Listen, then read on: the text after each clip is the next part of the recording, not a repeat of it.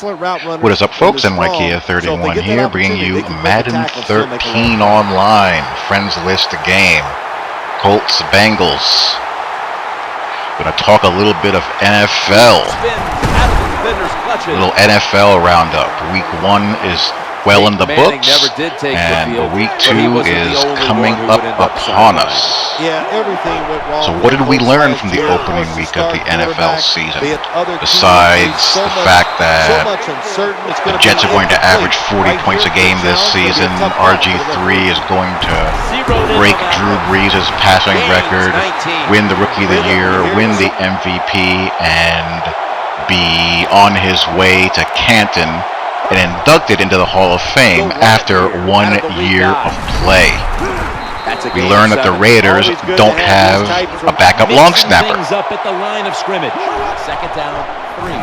We learned that Ryan Tannehill is really, really bad, and Brandon Weeden might be worse.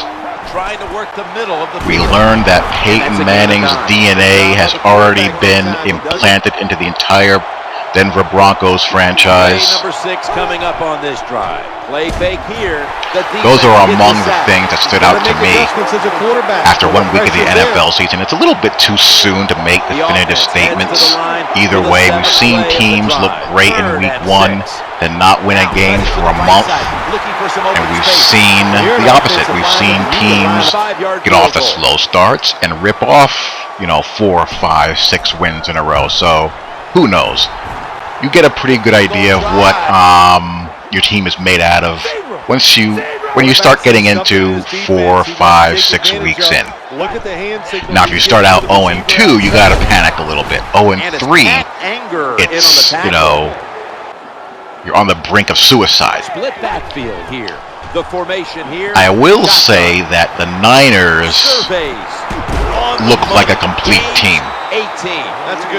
Alex Smith looks very, very confident. I believe last year did him a whole world of good.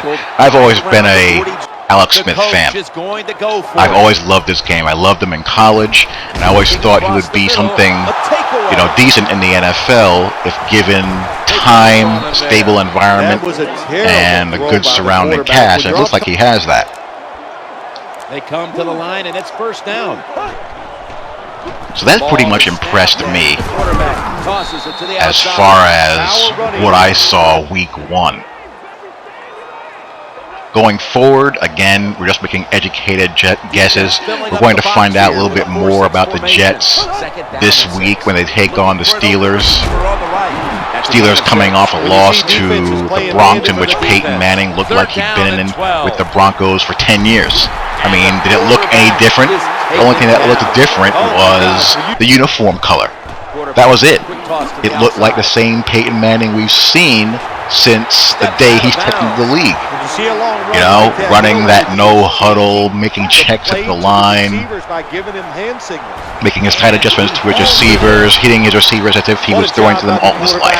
He's just a flat-out great player. There's nothing you can really say more other than that. And I think, he's going to be the difference in that division as far as winning the division. That's an interception. And I'm interested in how they're going to fare against the Falcons. The Falcons put up some big numbers in week 1. It's a matchup of 2 of my favorite quarterbacks, as Matty Ice got off to a good start. As did Flacco. A lot of my favorite quarterbacks in the league got off to very good starts. Flacco looked terrific. Flacco looked really good. That whole offense looked good, and Ray Lewis still looks like he's 25 years old. I mean, Ray is just ageless. So he looked good. Blaine Gabbert, he looked like a new guy. He looked improved as well. And it just goes to show you just don't know with these quarterbacks until they have, a fair amount of snaps underneath their belt. 1 year is too soon. Sometimes 2, 3, 4 years in is too soon. As is the case with Alex Smith. The Chargers, Rivers looks like his usual self. They're going to be right in the mix of that division, I think. I think they'll handle business against the Titans and go to 2-0.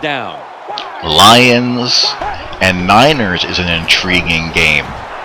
Trying to find an opening to the right. The Pigskins on the ground. As Stafford put up big numbers in week 1, as did Megatron. Break spree. Going for a $111, and how they're going to face a San Francisco defense that looks like it's just rolling right along.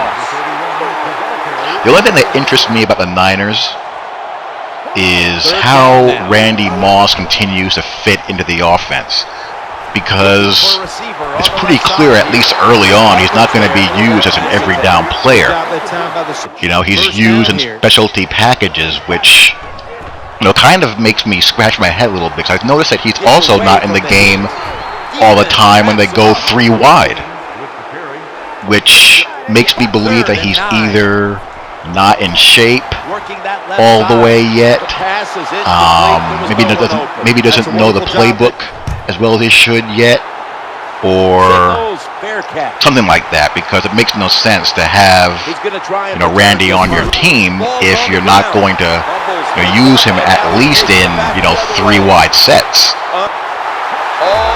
But he wasn't in there all the time in those kind of packages, so that bears watching to see how or if his role expands. Now, being a power running team, I can kind of understand them, you know, not having him out there when they're going, you know, power or pro set, because he's not the most willing blocker in the world. But when you're 3 wide or spread, I'd figure you want that guy on the field all the time. But again, that'll bear watching. What other games are of interest? Ravens, Eagles. Are the Eagles as sloppy and disinterested as they were against Cleveland, or will they rise or fall to the level of their competition, which kind of seems to be their way?